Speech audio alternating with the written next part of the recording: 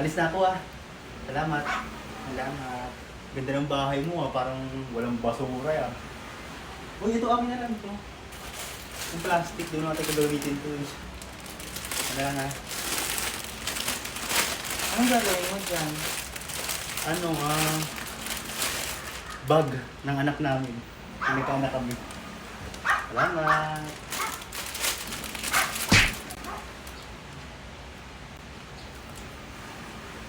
Pati pala yung face mask mo. Baka di mo ito gamitin. Akin na lang ah. Bakit ba? Anong gagawin mo dyan?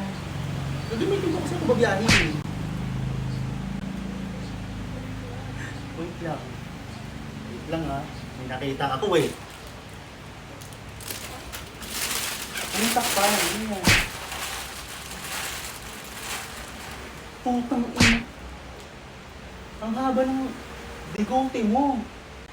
Ba't di mo ahitin yan? Tapos ibenta mo. Sayang ang haba o pagkakakitaan pa yun pwede mo ibenta yan. May nakita akong razor doon sa gate lang. Ano ba? Uy! Ang lakas mo naman! Ang lakas mo!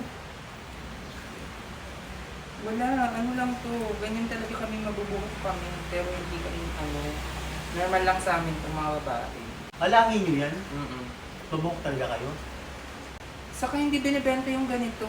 Kung pinagsasasabi mo. Gago pwedeng ibenta yan, tapos gagawing kilay. Kamaniwala eh. Mapagkakakitaan yan. Pwede ibenta, gagawin nilang kilay, gagawin nilang eyelashes yan. Ahitin mo, ibenta mo. Pag yan? Ano yun? Uy, wait lang ah. Ano ba yun? Ba't ka nakikialam sa bahay ko? Abon mo Umalis na. ka na. Ang lakas mo naman, parang kilaya naman ako dun. Grabe ka. Sobrang lakas mo. Napunta na lahat sa'yo ng lakas ko. Lahat ng lakas ko napunta na sa'yo. Paabot na lang, please. Ayun o. Bago ko umalis. Sige na. Damot ko naman. Ay, ano ba yan? Ba't puno-puno yung bag, jacket mo? Gamitin mo dito sa bahay.